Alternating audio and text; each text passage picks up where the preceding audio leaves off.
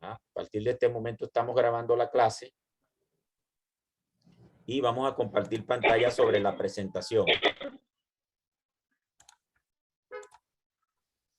¿Ya todos ven la presentación en pantalla? Sí, profe. Muy bien. Bienvenidos a... Ajá.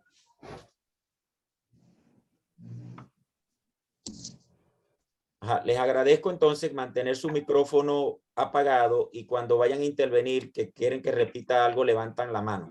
¿Ok? Y yo les doy el derecho de palabra. Recuerden que vamos a estar grabando la clase en vivo y eso la puede hacer más larga. Yo voy a tratar de ir lento, concretando, dando el derecho de palabra o viendo quién quiere intervenir. ¿Ok? Bueno, Okay. Bienvenidos al curso de corrosión del programa de Ingeniería Química, lectiva 1. En esta primera unidad vamos a trabajar todo lo que es las generalidades del proceso corrosivo. Como ustedes bien saben, ustedes deben estar ya familiarizados con el tema de la corrosión.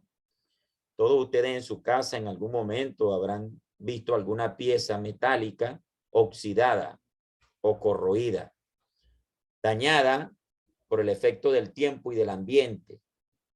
Es decir, esos materiales que forman óxidos, que se rompen, que se grietan, que se fracturan y que se deterioran con el tiempo y las condiciones climáticas a las cuales son sometidos. Pero eso no solo ocurre en sus casas con algunos materiales, ocurre también principalmente en las industrias, en las fábricas, en las refinerías, en las líneas de producción. Es decir, nosotros nos vamos a sumergir a partir de ahora en tratar de comprender, analizar y describir cómo ocurre el proceso corrosivo. En la medida que yo conozca cómo ocurre el proceso corrosivo, yo puedo controlarlo o minimizarlo. Si lo puedo monitorear, si sé cómo ocurre y a qué se debe, yo puedo tomar acciones para minimizar su deterioro. El deterioro de un material implica gastos de reposición, afecta la economía de los procesos, la calidad de los productos. Entonces, para un ingeniero químico es fundamental conocer el proceso corrosivo y tener elementos o herramientas que le permitan estudiarla, monitorearla y tomar decisiones para su prevención, desde el diseño y pasando por la aplicación de técnicas que se utilizan con este propósito. Pero antes de comenzar, lo primero que debemos definir qué es la corrosión. La corrosión pueden conseguir diferentes definiciones en algunos materiales bibliográficos, pero de manera práctica o sencilla la podemos definir como un ataque a un material metálico por reacción con su entorno o con su medio. Es un ataque, es un desgaste, es un deterioro de un material, que aquí dice que es metálico porque es lo que estamos acostumbrados a ver. Hay otros materiales que se pueden corroer. Quiere decir que si la ponemos de manera general, el proceso corrosivo no es más que el deterioro de un material metálico o no por reacción con su medio, en el cual se van perdiendo propiedades y características que le llevan a minimizar su tiempo de vida útil. Entonces eso es lo que es la corrosión para nosotros, el desgaste de un material metálico o no. Y digo metálico no, porque hay materiales que no son metálicos y también sufren procesos corrosivos, quizás con menos velocidad, quizás se corroan con menos, se corroan más lento, pero al final sufren un deterioro. Nosotros en este curso vamos a entender cómo es que ocurre ese proceso corrosivo. Más adelante vamos a ver a detalle el mecanismo de la corrosión. Lo que puedo adelantar hasta ahora es que ese proceso corrosivo es un proceso electroquímico. Y como es electroquímico, la electroquímica es el estudio de los procesos de transferencia de carga. Para ustedes carga es transferencia de electrones. Es decir, que hay una reacción anódica y hay una reacción catódica. Las reacciones electroquímicas implican ubicar dos sitios en las estructuras donde ocurre el proceso: ánodo y cátodo. En el ánodo se lleva a cabo el proceso corrosivo con la pérdida de electrones y el deterioro del material. Y en el cátodo ocurre el proceso de reducción, donde se ganan los electrones y ocurren reacciones secundarias importantes para determinar la velocidad de corrosión. Obviamente, si existe un ánodo y un cátodo no es suficiente. Tienen que haber un material, un medio electrolítico, un medio, y decimos electrolítico porque deben haber especies disueltas que conduzcan la carga en solución. Recuerden que en solución son los iones los que transportan la carga. Y por eso que hablamos que la presencia del electrolito, porque son iones disueltos en el medio. Si no hay iones disueltos en el medio, no puede haber transferencia de carga en solución y el circuito presentaría una discontinuidad de transferencia de carga o un cortocircuito. Entonces, la presencia del electrolito es fundamental para que ocurra el proceso corrosivo. Eso lo vamos a detallar en unas láminas más adelante con más detenimiento. Ahora bien, el proceso corrosivo es un proceso natural, eso deben entenderlo. Nos quedan 10 minutos de esta sesión, después nos volvemos a conectar. Es importante entender que el proceso corrosivo es un proceso natural, espontáneo. Tiene un cambio de energía libre de Gibbs menor que 0, o sea, negativo, que le permite ocurrir con espontaneidad. Es decir, usted tiene un material metálico y él se va a oxidar de manera natural y va a formar óxidos o herrumbre. Es decir, el proceso de corrosión es el inverso de la metalurgia, como lo vemos aquí.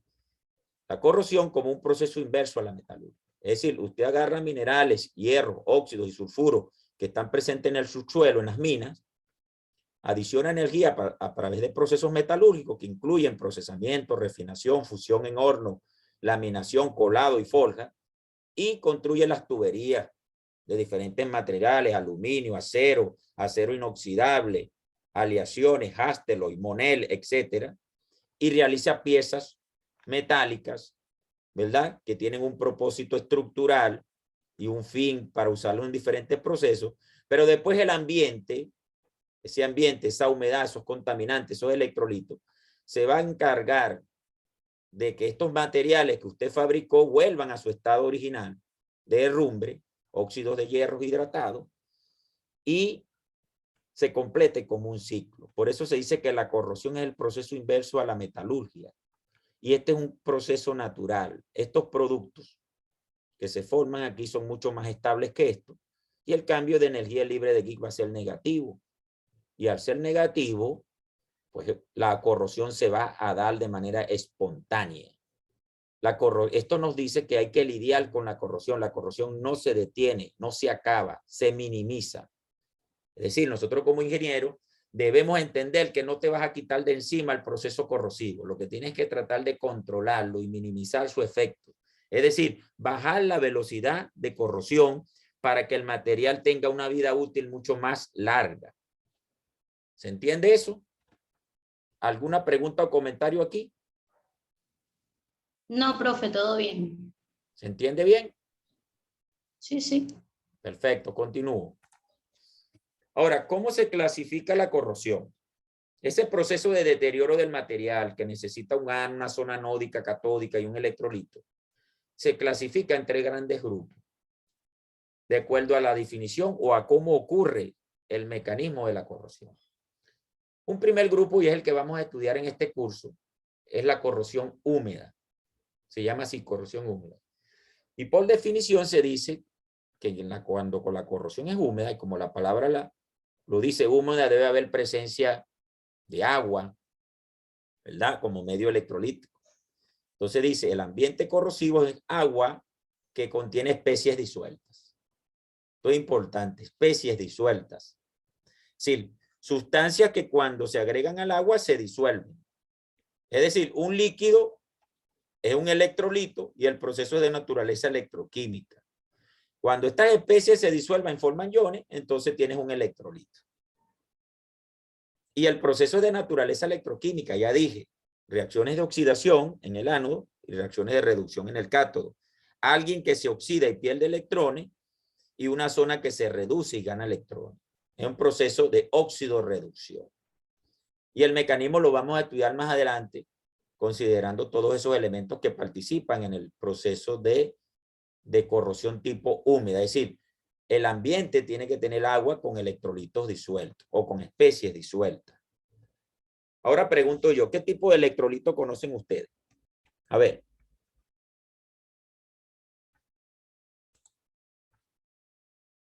¿Qué tipo de electrolito conocen?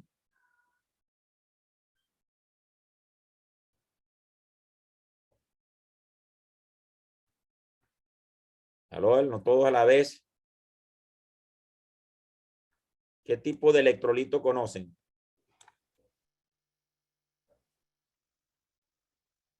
¿Me escuchan? Les estoy preguntando, Sí, estoy profe, sí, diciendo que la corrosión húmeda requiere de agua y de especies disueltas. Estoy diciendo que esas especies disueltas, cuando se disuelven con forma de iones en el agua, forman un electrolito. Ahora le estoy preguntando que qué tipo de electrolitos conocen.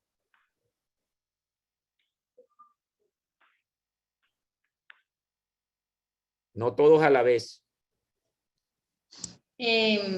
profe, algunos más comunes que leía yo cuando estaba viendo la presentación era el calcio, el sodio, potasio. Ajá, gracias, Ariana. Fíjate, Ariana mencionó algunos que son las sales. Esos son cationes que provienen de algunas sales.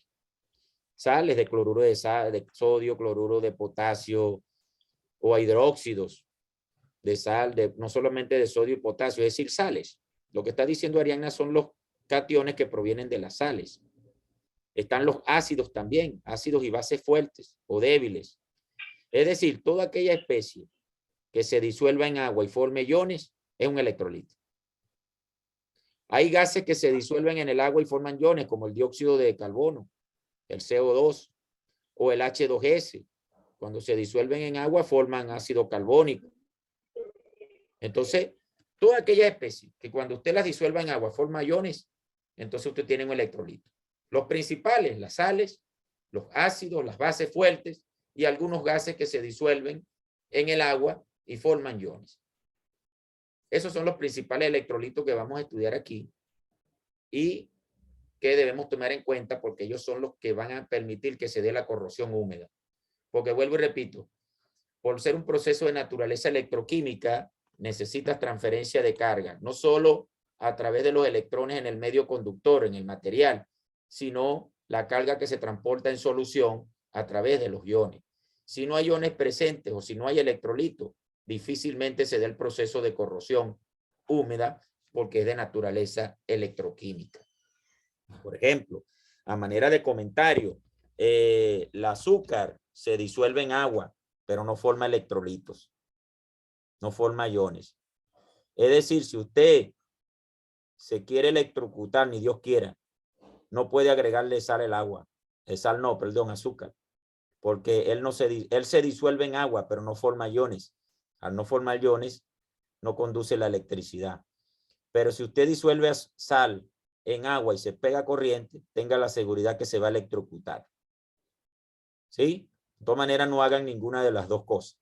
No vayan a hacer ese experimento en casa.